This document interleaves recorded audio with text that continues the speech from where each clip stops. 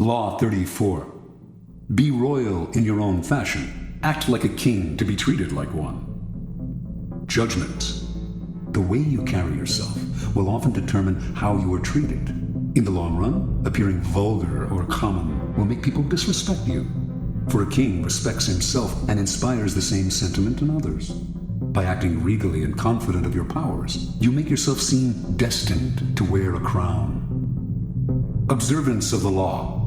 When Christopher Columbus was trying to find funding for his legendary voyages, many around him believed he came from the Italian aristocracy.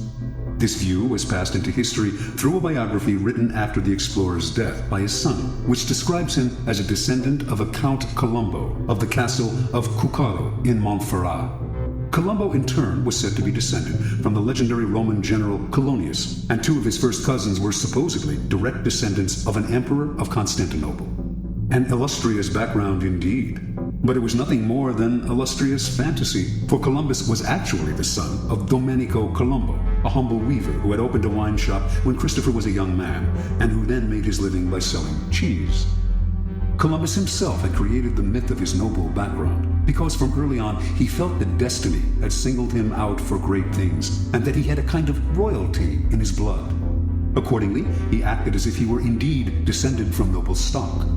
After an uneventful career as a merchant on a commercial vessel, Columbus, originally from Genoa, settled in Lisbon.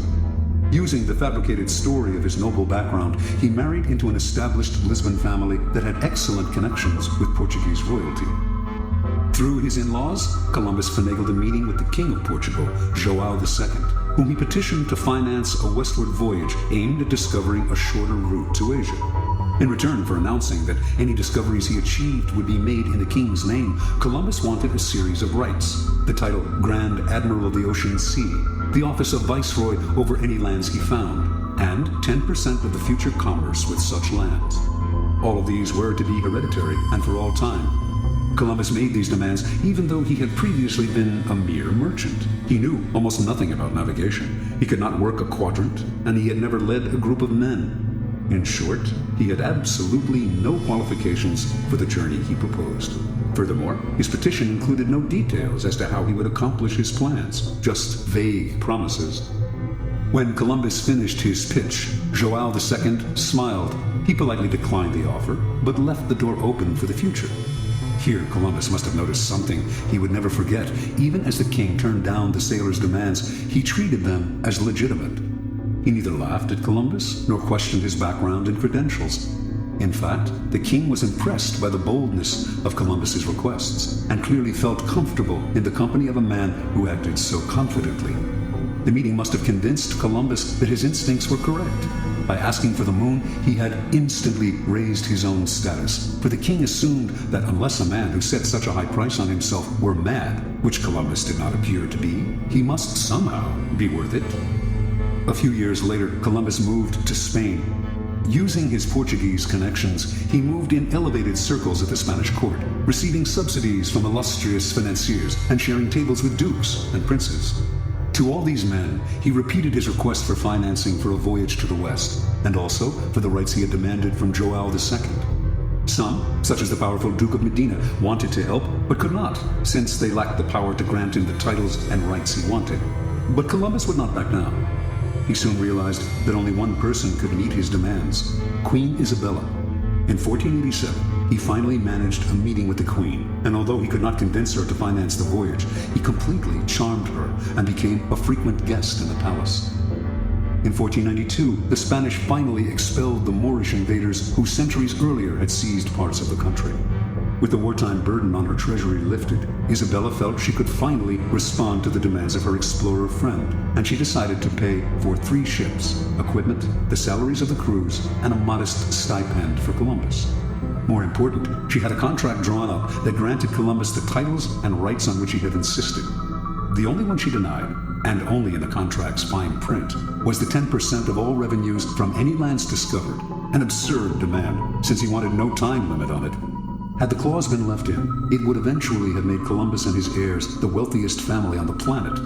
Columbus never read the fine print.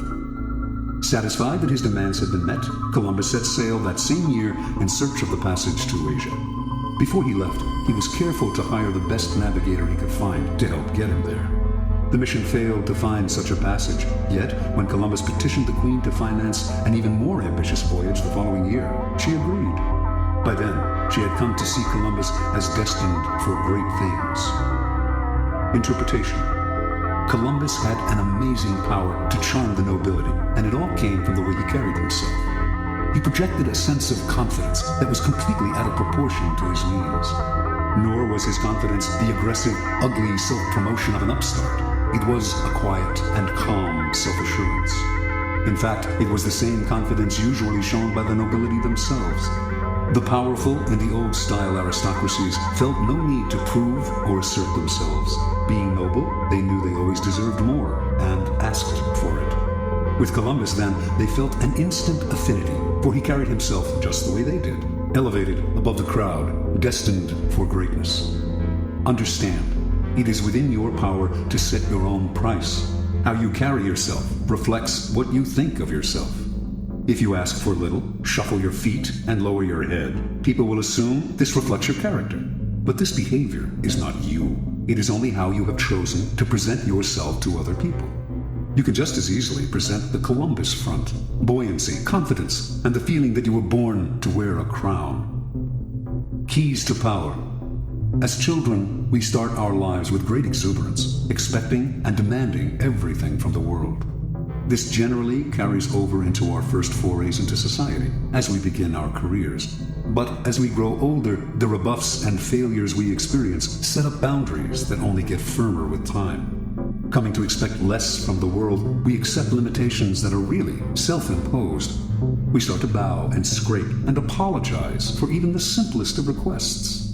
The solution to such a shrinking of horizons is to deliberately force ourselves in the opposite direction, to downplay the failures and ignore the limitations, to make ourselves demand and expect as much as the child. To accomplish this, we must use a particular strategy upon ourselves.